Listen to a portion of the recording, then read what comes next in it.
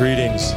You're listening to the Native Business Podcast, Episode 7. My name is Gary Davis. My name is Carmen Davis. And we are so happy that you joined us here on the 7th episode of the Native Business Podcast. Of course, Native Business Magazine, the voice of business in Indian country is who we are. And you can please go visit us over at nativebusinessmag.com.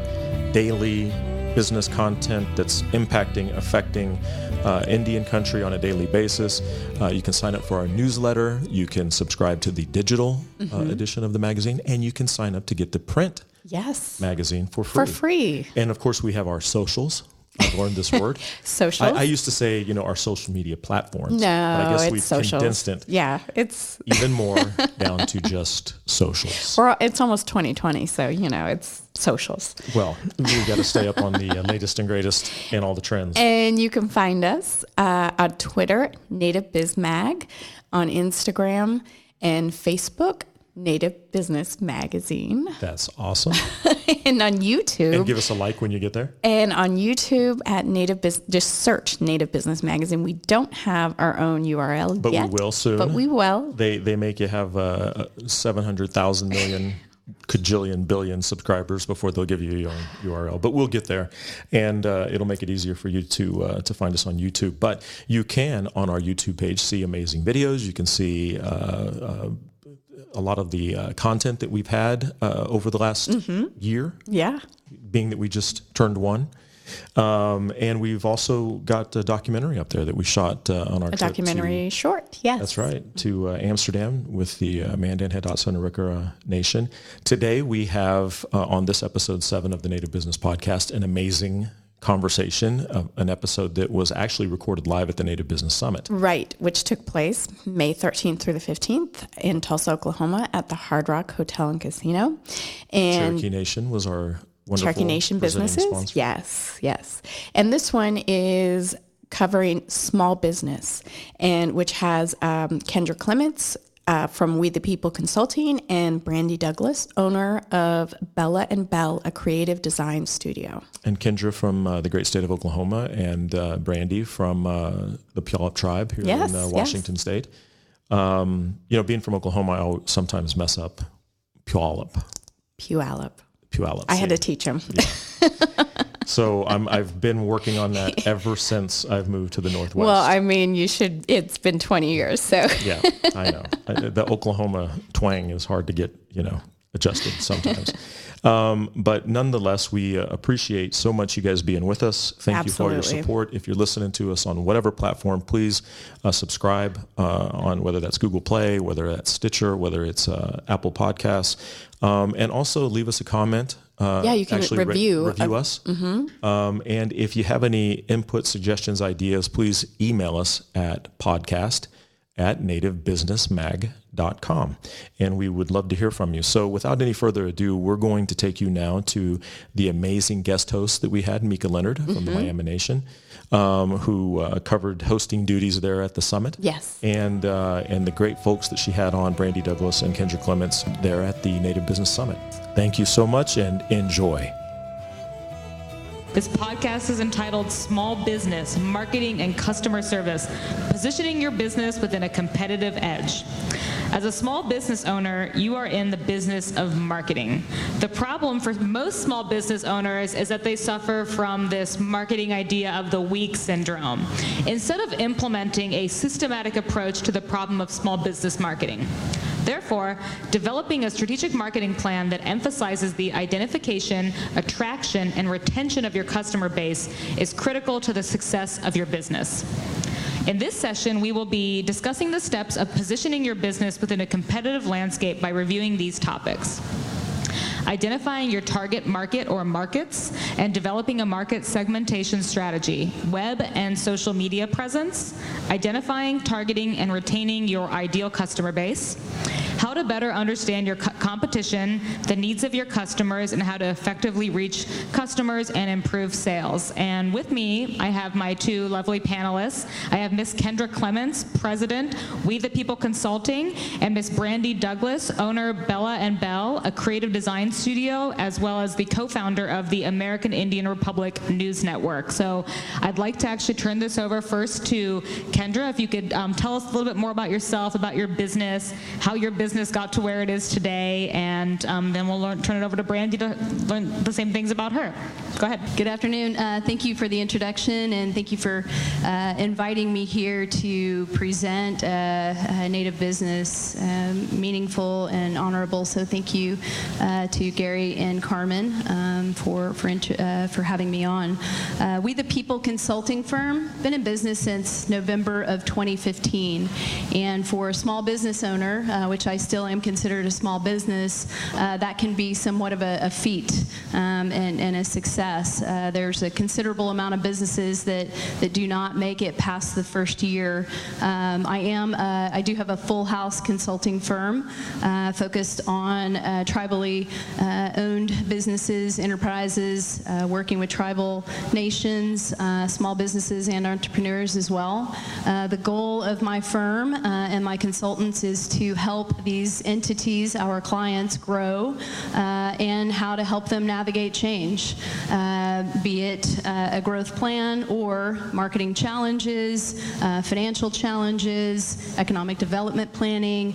The name of the game is helping my clients grow and navigate that change. Change is inevitable. The moment you're not changing, then we should probably assess the why that we're not changing. I do have an interesting background. I started out with Fortune 500 businesses, moved to middle of my career technology firm, and then in the end of my corporate career, I worked with a private equity firm for about 6 years and did a lot of mergers and acquisitions work. And so it was there that I was able to get a grasp on how a business operates, what keeps them alive, what keeps them healthy, and really started focusing on marketing, customers, financial health, employee health, and of course planning. So that's a little bit about my background and what We the People does. We are located here in Oklahoma City,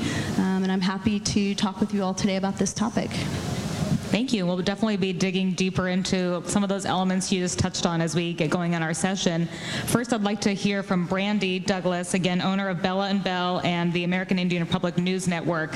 She's actually repping both because her brother was supposed to be here with us today, unfortunately couldn't make it. So Brandi's performing double duty, and she does that in life right now because she already runs 2 businesses. So Brandi, please tell us a little bit more about yourself, about both businesses, a little bit of the origin story for both of those, if you would. Definitely. Can you guys hear me? Well, first off, I just wanted to share that this last Saturday, I graduated with my Master of Legal Studies in Indigenous Peoples Law, down at the University of Oklahoma, so I just drove up here for this. But aside from that, I want to tell you a little bit about American Indian Republic. So both American Indian Republic and Bella & Bell were born almost 2 years ago. And American Indian Republic is the real interesting story. My tribe had a publisher, and not to sugarcoat it, but he was a little bit sketchy. And my brother had worked for him and knew a lot about what this guy was doing. We had approached our tribe with this information, and we discovered that they were just kind of moving at a snail's pace as far as addressing the issues that were going on with this publisher. So my brother decided, hey, why don't we just start our own news media platform? And so we did. And he's a web developer, so he created a website. We have no background in journalism, but we were both great writers anyway, so we were able to create content, bring a writer on board. But the point there is just that we were able to fill a void that we saw in our tribal community. Our platform is a nationwide platform, so it's not just serving our tribal community. and kind of diving into Bella and Bell, which is a creative consulting firm. He is a web developer and an app developer, and I provide the content creation for that business. His wife is also the project manager. She has a lot of advertising background, and so being storytellers, it kind of connects both companies. We storytell on the American Indian Republic platform, but we also do so through our consulting services and through Bella and Bell. And so those are kind of how those two companies are fused together. Thank you, Brandi.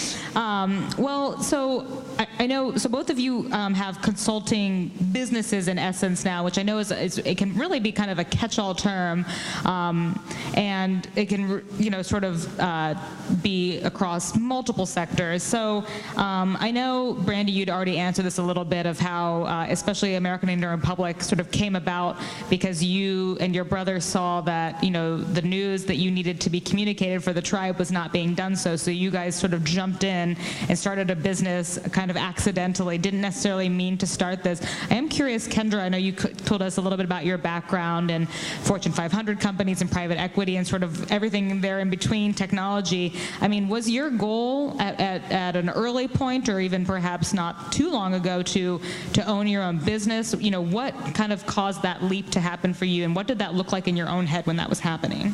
Thank you for the question. I actually, my family, I came from an entrepreneurial family, so that spirit is within me. Artists in my background, in my family line, shop owners, oil and gas business owner. I mean, you name it. There's lots of lineage with business owning and entrepreneurship. So it's kind of in my blood.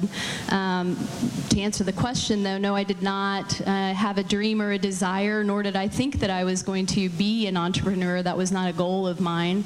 To be quite honest, I wanted to be an attorney and wanted to go to law school. And then I stepped into corporate America and wanted to work my way up those ranks. I thought that I was going to live and die in corporate America, which kind of ended with private equity firm. What I found working in private equity, particularly mergers and acquisitions, I got huge opportunities, had a fantastic experience, a ton of education. It's why I'm able to do what I do now. But we were not focused on home, and home for me is Indian country. And I saw a huge gap and a need that these services, how to protect yourself against sneaky investors or people who may cause you to leave a whole lot of money on the table if you're trying to sell your business. There wasn't a lot of attention focused on how to help Native peoples build businesses, and I had that firsthand experience just for watching my family struggle, and having the experience and the background that I got with private equity. My passion and my heart lies in Indian country. There was a need, and that was my reasoning for saying, hey, I appreciate the experience that you gave me. I'm indebted to that, but now I want to take it home and help my people. I want to help them build nations. I want to help them build businesses. I want to help them build communities, and that's what I'm doing today. I'm very lucky to be able to wake up every day and do something that I absolutely love that does not feel like a job. That's the dream, right? Absolutely. Well, I think that what you said about this idea that just, you work this job and you get into it, corporate America for you, and you're like, I really like it, and I'm seeing myself climb this ladder, but that there was just something missing, and the fact that you were able to hone in on what that was and then turn that now into your business, I think is, just really inspiring. I am curious, how long have you been in business for with We the People? About 4 years. About 4 coming years. up November 15th of 2019, it will be my 4-year birthday. Okay, so, and I know with Bella and Bell and American Indian Republic, we're talking, you said almost, it'll be 2 years in the fall, so you guys are both under 5 years in business. So if you could share for us some of those pain points. I'm sure there were lots of interesting things that have happened in that time frame. So perhaps things that you didn't expect to be hard, I think would be helpful to hear, and which will kind of lead me into my next question. We'll see if either of you bring up that particular pain point. I think that might come come up, but or maybe things that you also thought would be hard but ended up being easy. Could you share anything in your experiences? I wouldn't say this is a hurdle that I've completely gotten over, but kind of dealing with imposter syndrome, feeling like I have no idea what I'm doing in either of these two businesses, and kind of, centering myself. And it has to be a daily thing, because some days I wake up and I'm like, well, I mean, I have these skills. I can go right back into the workplace. But then you remember that you've invested so much into these two dreams, and that ultimately the whole purpose is to serve, your tribal communities. And so I would say, once again, that's a daily struggle. As far as something that I thought would be harder and is a little bit easier, an example would be being on this panel. I mean, I'm not saying it's easy, but this is actually my first panel ever, so it's actually enjoyable. So yeah, I guess if that answers the question. That's kind of great to hear, and I think sometimes being thrown into instances that you're not comfortable are actually the easiest ways to learn. I mean, the whole being thrown in the water to learn how to swim, not necessarily something I want to have happen to me, but I think public speaking, even for people that do it all the time, there is still a little bit of nervousness that comes with it, and we get better as we keep doing it. So this is very exciting. This is your first panel, and it's being recorded. So what about you, Kendra? What are some things that have been pain points you've overcome, pain points that you experience daily, or also, hurdles that you sort of didn't expect to happen, things that came very easily? What has it been like for you in the almost 4 years since starting this business? So I love this question, actually. The biggest pain point for me, as I mentioned, I came from a corporate background, and I worked my way up to being a partner in a firm. I had a large staff. I had a lot of resources. I had a lot of assistants. And if I couldn't get it done, I had teammates and team members who could pitch in and help me. Day one of starting We the People, it was just me. And I sit there and I'm like, oh my gosh, I am the janitor and the CEO and the marketing person and the business developer and the financial person. I was all of the things that I had kind of taken for granted. So the transition from corporate America to entrepreneur was shocking, and it was hard. Not to mention, I mean, as Native people, we are highly relational, and we thrive on community. And I did very well in a corporate setting because of that, because of my relational tendencies and my needs. And so going from that to entrepreneur, it was kind of lonely. It was a lonely start. I thrive on the energy of others, and I thrive on the energy of team, and I didn't have that for a while. It was me. Sure, I had resources, and I had an incredible network that I had built over the years, which was helpful, but it wasn't that team environment. And so that was a really difficult transition. Over the years, I've continued to build and build and build, and I have a great bench of consultants and team feel. But there are times where, as a business owner, entrepreneur, and I think that I may have heard this in the panel before, it's lonely at the top, because you do have the responsibility of making sure that there's enough work for the people who are relying on you and the people who are feeding their families. There's a pressure there that I did not experience in corporate America. I don't get a consistent paycheck. I don't get the consistency of corporate America. And so there are several pain points and lots of pressures with, being that business owner. People are looking to you to have solutions and run the joint and have all the answers. And we're human. We don't always have all the answers, but we can't always tell our people that. And so it's lonely at the top. I think that tends to be a kind of an ongoing thing. My family still, every holiday, it's often, they're like, now what is it that you do again? My friends, they don't really go, what is it that you do again? So there's that I don't have a lot of connections in terms of being able to chit-chat about what I do. So there's a lack of, understanding about what we do as business owners too. They just know we're busy and we're gone a lot, and they don't like that.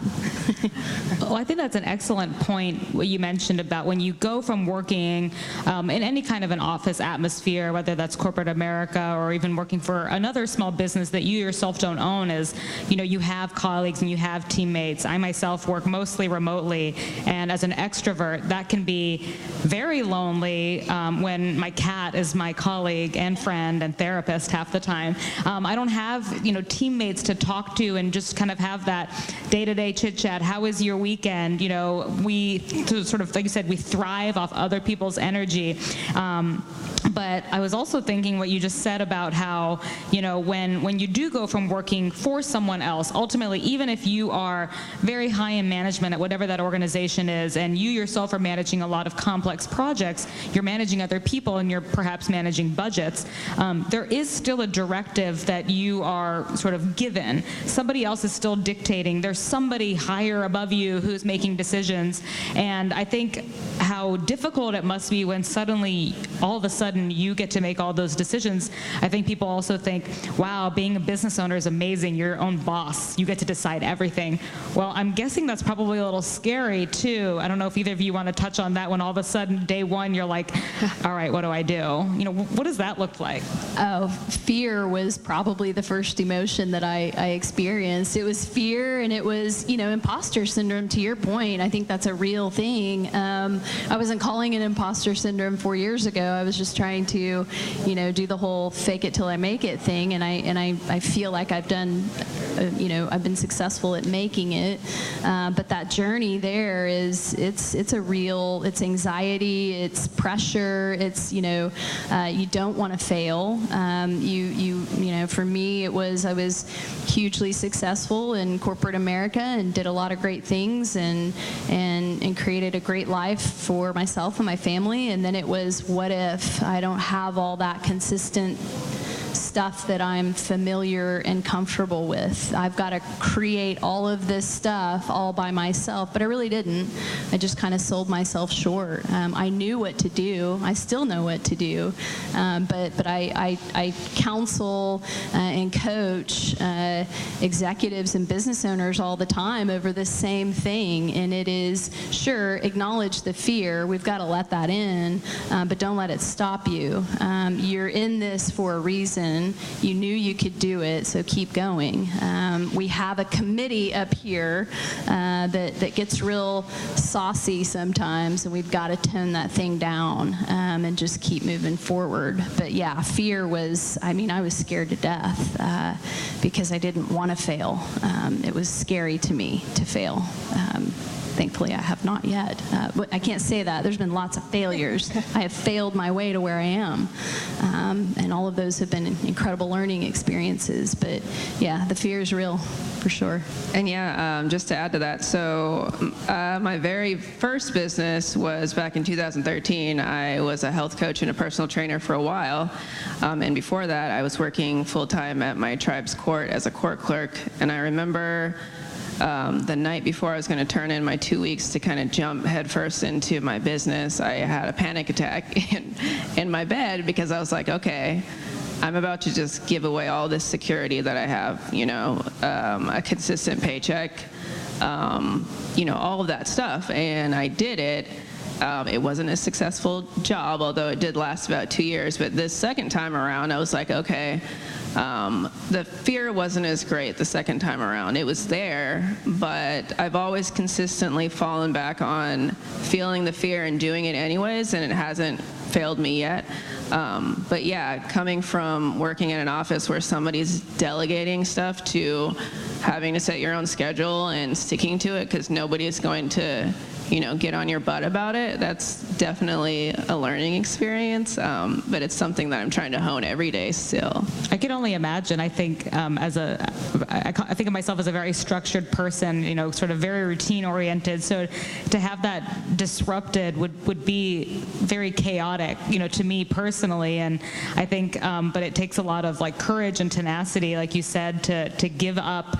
Maybe give up's the wrong way to say it. To walk away from this other life where you could have had sort of this one specific path that I think we're often taught, and the tone is really changing, I think, in business. And I think this idea now of retiring when you're 30 maybe didn't exist 20 years ago. Probably didn't.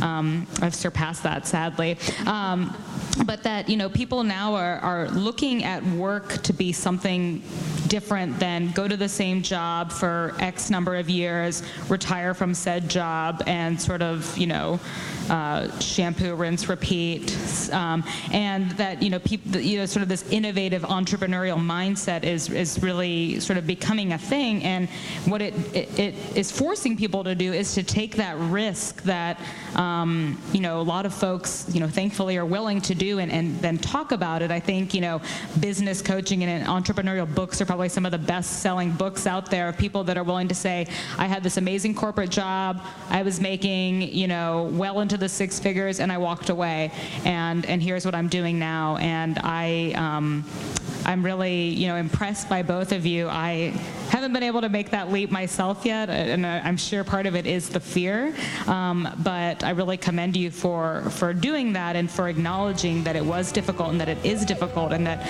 there are going to be difficulties sort of every step of the way, but at the same time you get to really own anything that's a success. And now a quick message from the sponsor of this episode of the Native Business Podcast, Ukukti Consulting and JoyHuntington.com. Ukukti Consulting is a statewide communications and community relations firm serving a variety of public and private sector clients.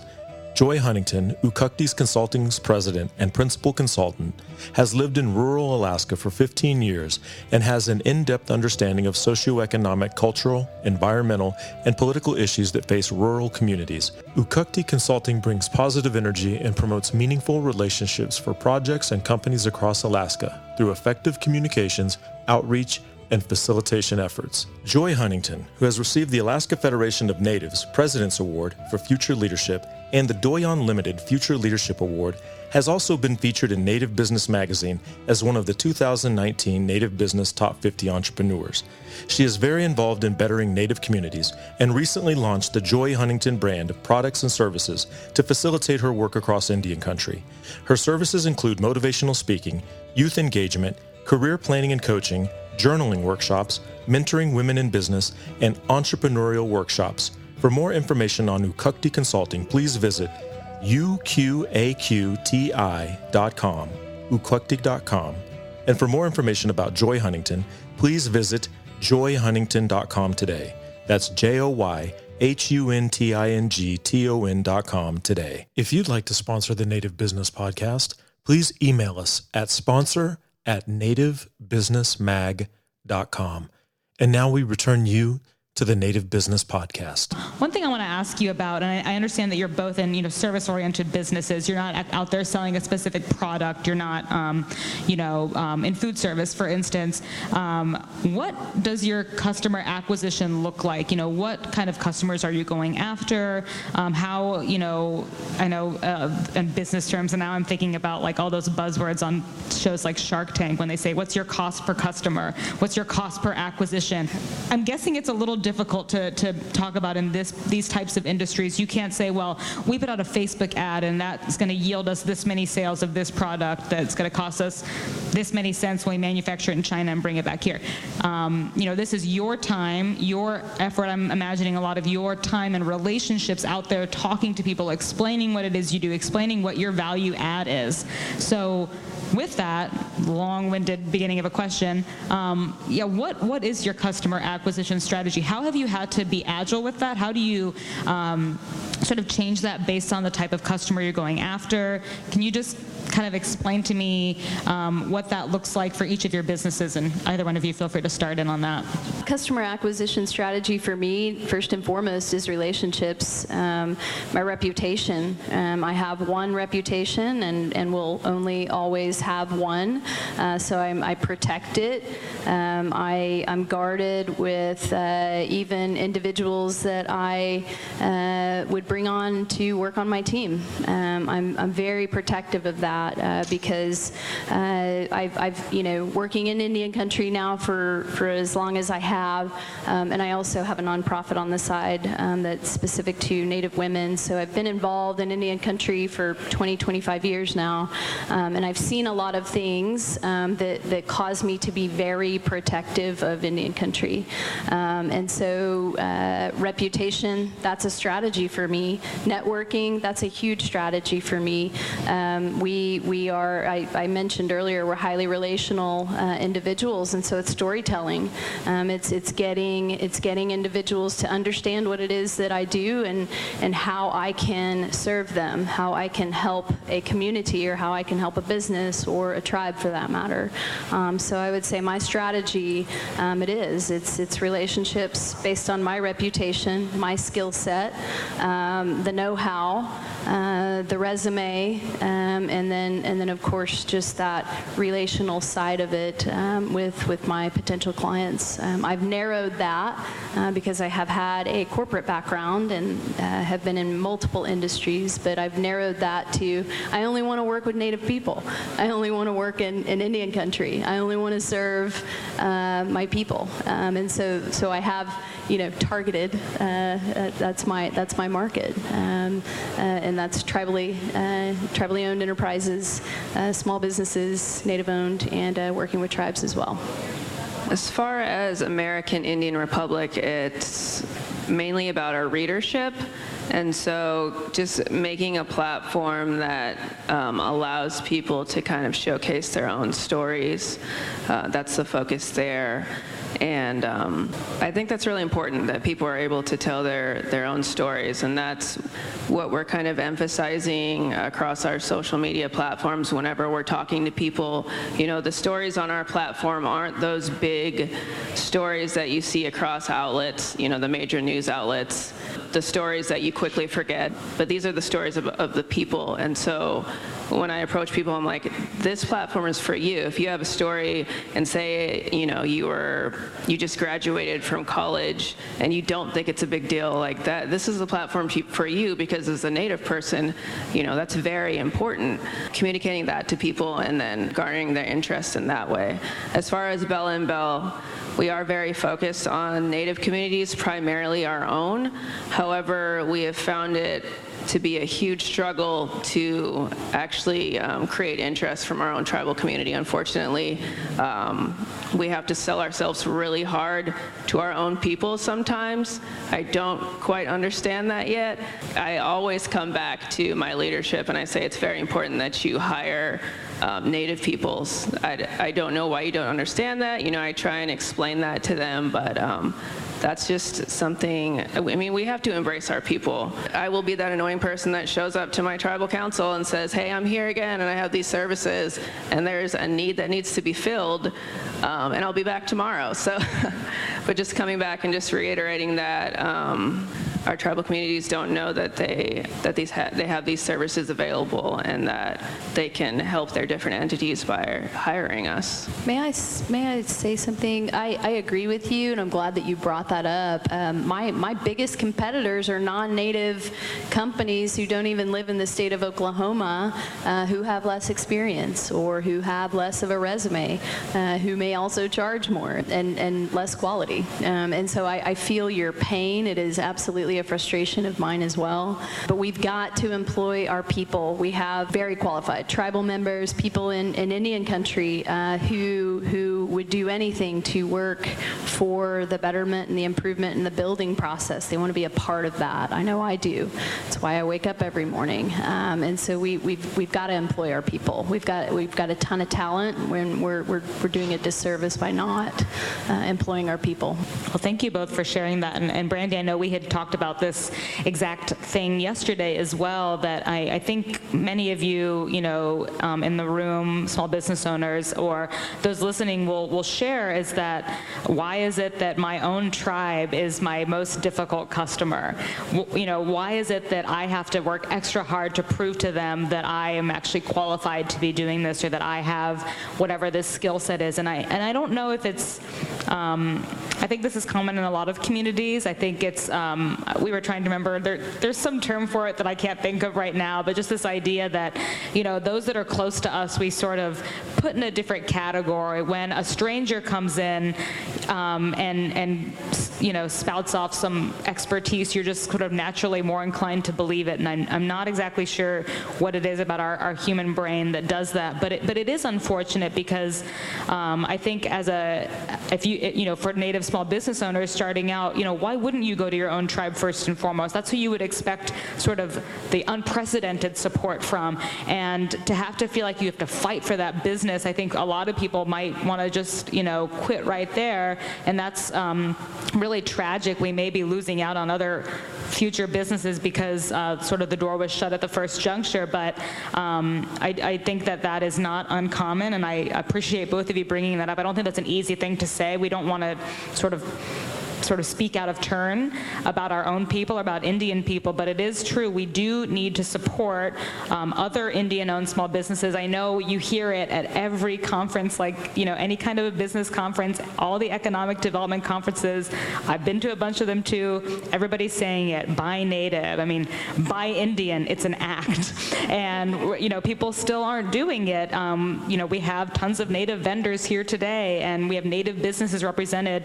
I'm sure many of us can meet folks at some of these receptions of other businesses that you're like, oh, I didn't know that an Indian person was doing that service. I need that for my business. We talked about accounting services. I know Sean McCabe's here today, one of our Native accountants that's out there. There are so many Native Americans entering so many sectors of business that it would really be a detriment to us not to learn about them and when it's appropriate, hire them. So again, I thank you both for bringing that up. Another question for the both of you, again, being in the under 5-year business category and both being in the small business category, as you had mentioned, is, what does the growth look like for you? What does the future have in store, sort of to the best of your estimation? And, what do you think your future successes look like? And obviously there's no right answer here. I know Brandi and I talked about, when people talk about growth, they most often are thinking about, what is my revenue? Is that number going up? Is my staff going up? Am I suddenly selling 50 products instead of 25? I think it's really easy to get focused on those numbers and those metrics and simply growing those when growth can look very different for every business. So I'd love for each of you to share sort of what your personal growth strategy is like for the business, and what you think this looks like for you, and what some of your future goals would be. I appreciate that you pointed something out that I jive with, and this is how I operate my firm. I do not, even though I teach my clients to set revenue goals, to set metrics, to set all of these things, I myself, the way that my firm operates, I'm not focused on a revenue dollar amount. I'm focused on how many communities, how many tribal communities I can impact, and so that usually comes to a number. This year we want to do business with 2 tribes, and we want, out of those 2 tribes, we want 1 economic development opportunity so we can attach ourselves and really help that tribe grow. So that's kind of how we talk, and those are the goals that I set, because the money for me, and this, as a business owner, I get to do this. I get to kind of step outside of the thing that I teach, which is, the financial side of it, the revenue, the dollars, all of that stuff. Yes, I'm watching that constantly, but that is not my primary primary goal. That is not the reason that I am existing as We the People. The reason I'm existing is impact and influence, and how many tribal communities and small business owners, tribally owned enterprises, how many can I affect and impact? And those are my goals. Just going to piggyback right off of that. As far as Bella and Belle, I really want to focus on our own community. And once again, it goes back to empowering them that, they have the possibility of having their services highlighted. And I want to empower people to collectively come together through Bella and Belle and kind of creatively helping them do that, whatever that might look like. So really, it does go back to the community for both Bella and Belle and American Indian Republic. And I think that's something that we can all sort of take away is growth is what you get to dictate that looks like for you. And, don't necessarily listen to what the blogs and the books and the other podcasts are saying about it. Everybody's goals have to be different. And I think many of us in the Indian community enter into business with the ultimate goal of helping our own people or helping Indian people. And often, like you said, the goal is not tied to a dollar amount. Obviously, it's important to make money and to be able to exist and feed your family. I'm not disputing any of that. But when really your innate passion is about the people, that I think your growth can look very different than it might in traditional corporate America. Last question for both of you. I know we've talked a lot about pain points and sort of the lessons you've learned along the way in both of your careers and in both of your businesses. Advice you would give to someone who wants to start their own business? It can be anything you want. I mentioned this earlier, but there's going to be so many different times where you're fearful as far as if what you're doing is the right thing. But I think that's a normal thing that you should expect, but also that you'll overcome that. And additionally, in the last panel, the ladies up here were talking about deferring to experts in different areas. So as far as like accounting, maybe an attorney when it comes to your, getting your documents squared away, you want to reach out to those experts. Being able to reach out is really going to save you in the end. Humble yourself and just do it. I love the humble yourself. It is certainly a humbling experience to be an entrepreneur and a business owner. Set the goal, set it high, keep going. There will be that background noise constantly, and you just have to stay focused. I would say that one of the things I do coach and meet with leadership and business owners about is the need for making sure your personal goals are also aligned with your professional goals, because as an entrepreneur and a small business owner, that becomes one really quickly. Things can get blurred. And I think that the previous panel, and you mentioned it as well, it is critically important to surround yourself with a really strong bench of professionals, right? Financial professionals, marketing professionals, strategic mind and strategic thinkers. Seek them out. If you don't have them readily available, they're out there. Start networking, but attach yourself to mentors and individuals who are really strong in those areas, because I believe you'll need them, sure. Excellent advice for any prospective Native entrepreneurs we have out there, for those listening to the podcast. I just want to thank you both for taking the time. We've talked a lot about small business. There's so many different facets we could get into. Obviously, we could only talk about a couple of portions today, but thank you again to Kendra Clements, president of We the People Consulting, and Brandi Douglas, owner and co-founder of both Bella and Belle and American Indian Republic News Network. Thank you for representing. Thank you very much.